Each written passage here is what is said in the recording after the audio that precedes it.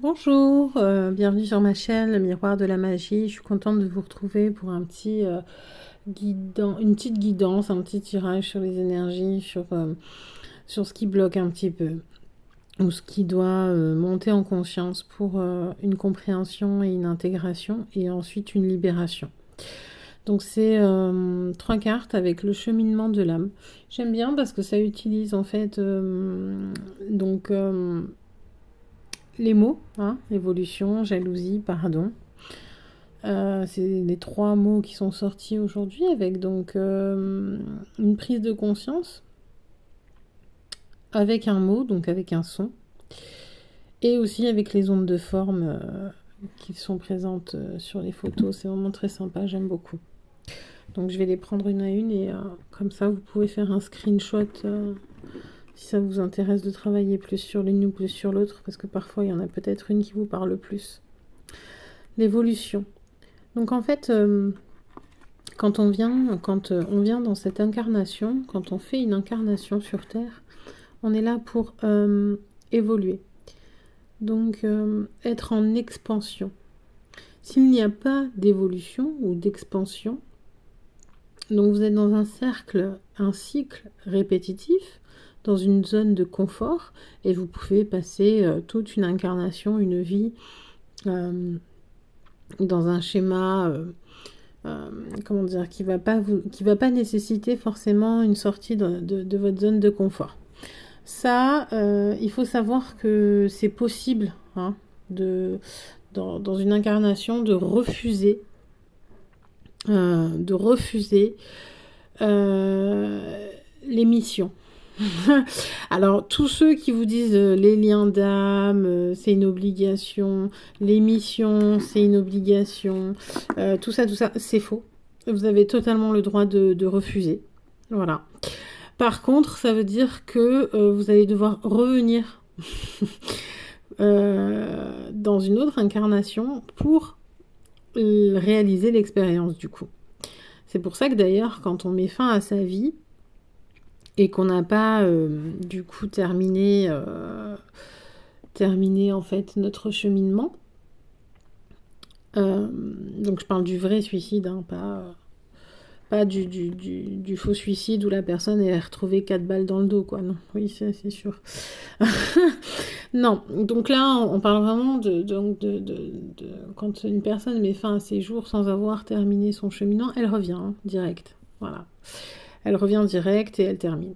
Alors après, ça, c'est toujours pareil. Est-ce que c'est mon système de croyance qui fait que pour moi c'est une vérité et que du coup, bah, pour moi, je le crée.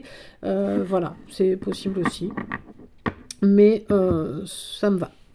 Donc voilà, quoi qu'il en soit, donc on est là, on a la possibilité d'évoluer ou non. Hein, ça, c'est notre choix. On a la possibilité ou non de faire une expansion de conscience et donc de notamment travailler sur nous, sur donc notre microcosme, afin de changer notre macrocosme, donc notre univers. Parce que forcément, à partir du moment où nous changeons intérieurement, on vibre une autre énergie, on vibre différemment, on change aussi notre grammage au niveau de notre DNA. Donc c'est pour ça qu'il y a des modifications qui peuvent être physiques parfois. Et je parle notamment sur ce qui est poids. Voilà. Il faut savoir que plus on canalise, plus on grossit. Eh oui, en général. Afin de pouvoir, en fait, c'est pareil, hein, quand on prend les émotions, quand on prend et qu'on les évacue pas, on forcit. Voilà. Et puis ça peut être aussi l'inverse. C'est-à-dire que comme quand voilà, vous êtes contrarié, vous maigrissez. Il y en a qui grossissent, il y en a qui maigrissent, voilà. Ça peut être pareil. Mais en général, quand on canalise, quand on commence à développer nos capacités de perception et de canalisation, de captation, on a tendance à forcir. Bon, enfin bref. Donc du coup, c'est ce que je vous disais, donc l'évolution, une expansion de conscience, donc on a accepté et on a voulu travailler sur soi pour évoluer, pour changer, pour améliorer, pour développer nos vertus, et notamment celle de la jalousie. Alors il se peut aussi, attention, que c'est ce qui a bloqué de manière... depuis même peut-être toute votre vie, la jalousie a peut-être entravé votre évolution. Voilà, c'est-à-dire que vous suscitez comme ça de la jalousie. Alors ça peut être par les amis, ça peut être la famille, et ça peut être aussi au niveau de votre conjoint, donc, ou mari, ou conjointe, enfin vous interchangez. Donc il se peut qu'en fait, à chaque interaction, que ce soit familiale, amicale ou sentimentale, vous allez être confronté à de la jalousie et donc tout ce qui en découle, hein, possessivité, traquage, mise sur écoute, non, je plaisante, détective privé, et j'en passe, et j'en passe. Bon, enfin bref. Donc du coup, peut-être qu'en fait, c'est justement ça qui a toujours plus ou moins entravé votre évolution, qu'elle soit au niveau du travail. Ah oui, ça peut être aussi au niveau du travail, hein, donc vos collègues de boulot. Donc en fait, quoi qu'il en soit, il y a peut-être toujours eu quelqu'un qui a bloqué. Alors bloquer votre évolution, alors ça peut être dans un domaine, comme ça peut être dans tous les domaines. Et du coup, souvent, d'ailleurs, c'est des dettes karmiques. Voilà. On vous envoie quelqu'un avec qui vous avez une dette, qui vous crée un blocage lié à une jalousie. J'ai envie de dire, du coup, c'est sa mission, qui l'a donc acceptée.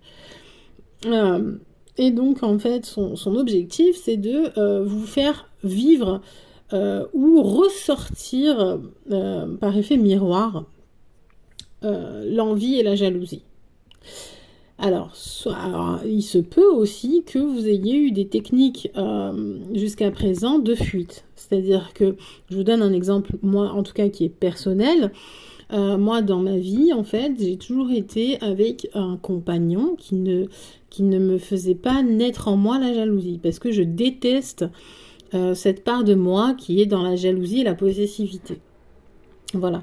Donc, j'ai toujours eu soit donc quelqu'un que j'affectionne, mais pas assez pour ressentir cette sensation de perte qui me terrorise et donc qui engendre de la jalousie. Ou alors, tout simplement, je jetais mon dévolu sur un homme qui se comportait correctement, c'est-à-dire que il mettait le haut là, le stop direct, voilà, pas que chasse gardée, mais dans le sens où il savait délimiter seul, voilà, sans avoir besoin de le reprendre, quoi. C'était pas, si vous voulez, c'était pas quelqu'un qui suscitait, qui draguait devant moi ou pour flatter son propre ego, avait toute une ribambelle de fans d'eux, enfin, et qui s'en délectait pour justement me rendre jaloux. Non. Voilà. Donc, je sais montrer mon amour, donc je n'ai pas besoin, en fait, si vous voulez, d'avoir un compagnon qui fasse naître cette jalousie pour lui prouver que je l'aime. Ça, c'est totalement ridicule, on est dans le niveau bac à sable, faut arrêter les conneries. Voilà, donc même d'ailleurs, je vous incite à dévier de ce genre de personnage, parce qu'en fait, la personne, elle joue avec vous, quoi. Bon, enfin bref. Donc voilà, donc... Si vous voulez, à partir du moment où on est confronté à quelqu'un qu'on aime vraiment profondément, qu'on a peur de perdre, ou que la personne déclenche en fait ce comportement qui fait qu'elle ne vous rassure pas, elle ne met pas les barrières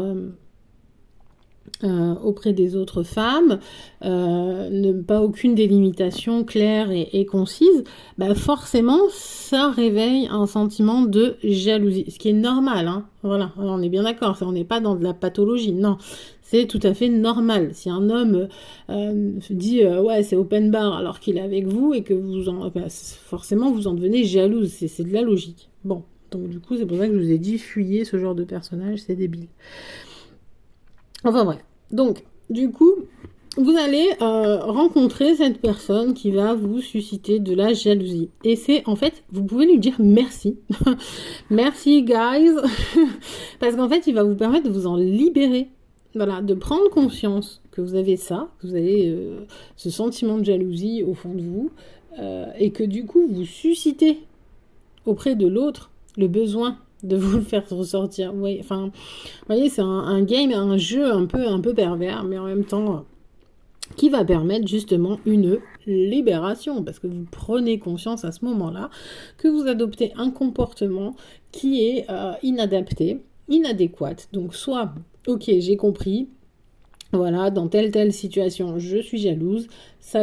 Alors, c'est un sentiment qui est normal, étant donné que j'ai un partenaire qui est toxique. Voilà, voilà. Donc, qu'est-ce qu'on fait?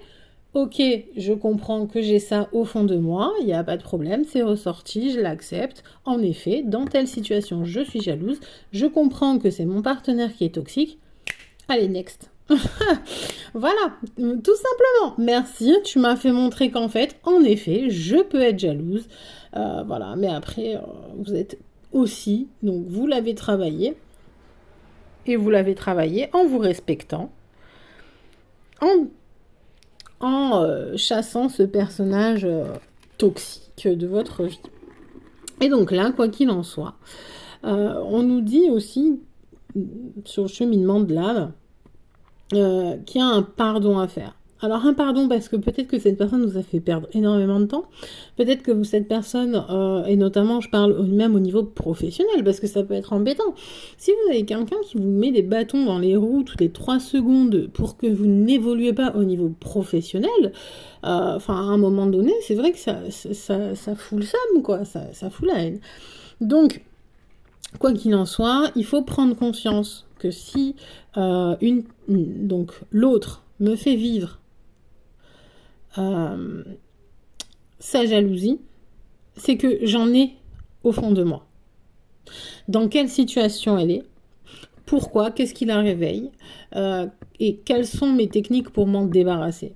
Alors ça peut être soit parce que vous n'avez pas confiance en vous, soit parce que vous avez eu une blessure de trahison précédente, et ce que je peux comprendre, un gars qui s'est fait tromper par sa nana, juste après, s'il n'a pas travaillé la trahison, forcément il va être jaloux possessif comme un pou, quoi, le truc, le gars, parce que il va se dire, il y a un trauma qui est pas nettoyé, donc forcément il va se dire, ça va être pareil, dès que je vais avoir le dos tourné, elle va me tromper, et puis en plus, alors si c'était avec le meilleur pote, alors là, ou le frère, alors là, on est sur un combo, quoi, donc voilà, ouais, voilà. Donc en fait, en effet, vous pouvez en fait remercier ces personnes-là, et je sais que c'est très difficile, je sais de quoi je parle, c'est très très difficile, et notamment même au niveau de trahison amicale, hein, c'est la jalousie, le gars, la copine jalouse qui vous vole votre copain, juste même pas parce qu'elle a des sentiments pour lui, non, juste par jalousie, pour se sentir supérieure à vous parce qu'elle a réussi à détourner votre gars. Mais ça, c'est des trucs, voilà, c'est lunaire, moi, c'est inconcevable et incompréhensible pour moi, mais il y en a, il y en a beaucoup, et il faut comprendre qu'il faut leur pardonner, et même carrément les remercier, parce que déjà, du coup, en fait, elle vous a dégagé un gars qui vous mérite pas. Bon, voilà, merci. Hein, au niveau fidélité, loyauté, tu m'as enlevé une épine une pomme pourrie en fait, hein, voilà. S'il est capable de se faire détourner par votre meilleure copine, et donc ça veut dire qu'il n'a aucune pour un coup d'un soir évidemment, après si c'est love to love, mais même il y a des façons de faire, donc bref. Donc voilà, donc voilà. Quoi qu'il en soit, vous pouvez même carrément les remercier parce que du coup leur pardonner. Parce que du coup, tant que le pardon n'est pas fait, ça fait un barrage. Voilà. Le barrage, et du coup, allez, on repart sur de la jalousie, et on empêche l'évolution, et tant qu'on n'a pas pardonné, l'évolution n'est pas là, et on est jalouse, et voilà. Et en fait, c'est un cercle vicieux. Il faut absolument s'en débarrasser. La jalousie, en plus, forcément, c'est un manque de confiance en soi, un manque de confiance en l'autre. Ça permet pas comment dire, de profiter de la vie et des bons moments. Enfin, forcément, ça gâche un peu toujours tout. Enfin, il y a toujours un doute qui plane, sauf quand vous êtes avec la personne. Et encore des fois, même avec la personne, il y en a qui sont capables d'être jaloux. Jalouse. Enfin voilà. Donc on en devient même très intrusif. Voilà, fouiller les téléphones, ça c'est très intrusif, hein. On rentre dans, c'est pareil, hein, on viole l'intimité de la personne, on rentre on pénètre dans ses énergies, on pénètre dans ses affaires sans son accord, c'est quand même très grave. Voilà, c'est des choses qui sont banalisées, hein, d'ailleurs, banalisées de nos jours, mais au fond, ça reste très grave. Voilà, c'est très grave de fouiller un téléphone, de fouiller dans les affaires, de fouiller dans les papiers, il y en a dans les cartes bleues, enfin il y en a, enfin moi j'en vois, elles sont dans le total contrôle, elles en deviennent hyper contrôlantes, castratrices. euh, Et elle pourrit la vie des gens, quoi. Des gens, des gars, enfin, ils peuvent plus bouger une oreille, enfin, ça doit être terrible. Et puis, bah, après, à la longue, enfin, bah, forcément, ça mène au clash. Et comme en même temps, je pense que autant l'autre vit un enfer, que même la personne elle-même vit un enfer, parce que du coup, elle est en permanence dans l'insécurité. Enfin, donc, c'est une insécurité permanente de je vais perdre mon partenaire, peut-être qu'il me trahit. Voilà, c'est un sentiment de trahison et en permanence. Donc il faut vraiment voilà, prendre conscience et s'en libérer, pardonner à ce qui a causé ce trauma. Ça peut être aussi, alors ça peut être un trauma qui est transgénérationnel. D'accord. Et quand je dis transgénérationnel, c'est le grand-père ou la grand-mère qui a, enfin voilà, et etc., hein, qui a été transmis et que voilà, enfin, et du coup, ou même culturel. Et ça peut être aussi culturel. Donc voilà, donc je sais pas si je vous ai bien mis, voilà, au cas où, hop, pour un autre screenshot au niveau donc de l'évolution. Et oui, l'évolution passera par le pardon. Et reconnaître ce qui a déclenché cette envie, cette jalousie. Voilà. C'est uniquement les défis qu'on doit relever qui sont différents l'un de l'autre. Après, je peux entendre, ouais, moi j'ai du mal à entendre ça, qu'il faut écraser les autres, parce qu'il y en a qui sont sans foi ni loi, donc ils écrasent les autres, même au niveau professionnel, enfin c'est terrible, pour... voilà, parce que bah, ils veulent pas que la personne elle passe au-dessus, elle le dirige, elle le commande, enfin voilà, et donc elles se sentent supérieures, donc ils sont très bloquants vers les autres. Vous savez, et c'est souvent des personnes qui sont très amères, très acides, elles sont vraiment prêtes à tout, hein, prêtes et prêtes à tout pour empêcher que les gens évoluent parce que bah, elles sont tellement jalouses que enfin ça les rend complètement malades quoi, mais vraiment ça les rend dingues de voir la réussite chez les autres quoi. C'est terrible, hein. Enfin, moi ça me fait vraiment beaucoup de peine pour ces gens-là parce qu'ils n'ont pas compris qu'en fait c'est pas parce que l'autre réussit que on n'est pas obligé de réussir aussi en fait. Enfin, et que la réussite justement c'est un travail de groupe. Enfin bon bref, enfin voilà. Donc bon.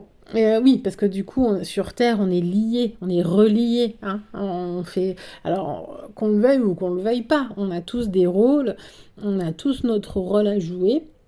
Et on échange des informations qui nous font évoluer. Voilà, on revient sur l'évolution.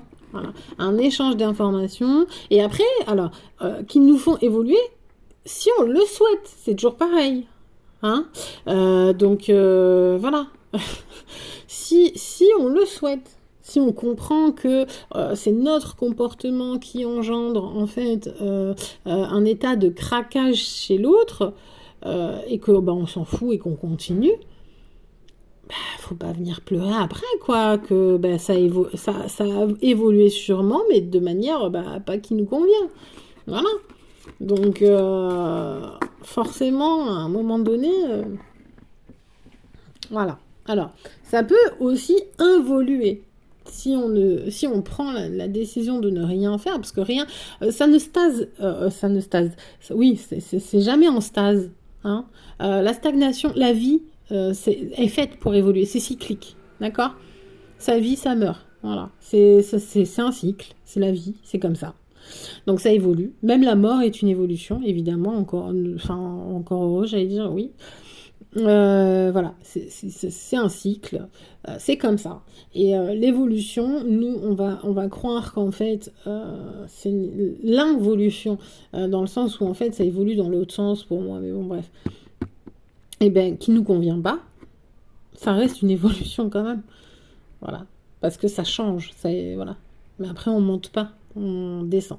Et là, après, il faut pas non plus s'étonner que si on ne fait rien, ça n'évolue pas dans le sens qu'on le souhaite. Voilà. Si on ne travaille rien et qu'on fait l'autruche, bon, faut pas venir. Enfin, voilà, faut pas venir après se plaindre que ça n'a pas changé, que c'est pire, que ça évolue pas, que c'est. Voilà. Enfin, c'est comme quand vous faites du mal à quelqu'un. Enfin, vous faites du mal à quelqu'un et vous vous excusez pas, et puis vous vous attendez que ça soit pareil. Ben non, enfin, non, c'est pas la fête du. C'est pas la fête au village, hein. La vie, c'est pas un dorsal, hein. Faut pas rêver, quoi. Vous pouvez pas saccager une vie et puis après revenir dire oh comme si de rien n'était, un cheveu sur la soupe, bon allez hop, je m'excuse pas, parce qu'en plus, voilà, je m'excuse pas, et ça repart comme avant. Bah non. Et non, bah non, bah non, bah non. Bah non, gars, il va falloir un pardon. Parce que sinon, ça peut pas évoluer. Voilà. Mais le pardon, faut le demander. Mais oui. Ouais, voilà. En tout cas, faut mériter aussi de l'obtenir. Parce que bon, tout le monde dit oui, le pardon c'est pour soi, le pardon c'est... Oui, le pardon, en effet, le pardon est pour soi. Mais moi, je suis désolée, il y a des choses, c'est pas qu'elles ne sont pas pardonnables, mais c'est qu'à un moment donné, la personne, elle peut pas bénéficier du karma positif dans le sens où, en fait, elle n'a pas réalisé, en fait, et elle n'a pas fait la démarche de demander pardon. Vous voyez? Ça, c'est trop facile. Trop facile aussi de se dédouaner, de dire oui, bon, non, bon, écoute, elle m'a pardonné, je vais pas aller me présenter d'excuses. Ça sert à rien, c'est bon, c'est fait. Non, en fait. Non. Le pardon, de base, c'est un apaisement personnel. Et après, en fait, ça ne change pas au fait que la personne, la moindre des choses et la moindre des... comment dire, le moindre signe que cette personne est un homme ou une femme, et quand je dis homme ou femme, c'est qu'il porte, dignement leur responsabilité, c'est de faire cette démarche de réalisation qu'elle vous a perturbé, qu'elle vous a fait du mal, qu'elle vous a ravagé, qu'elle vous a blessé.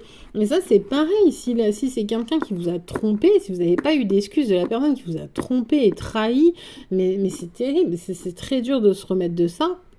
Et notamment quand la personne, c'est ouais, et alors qu'est-ce qu'il y a?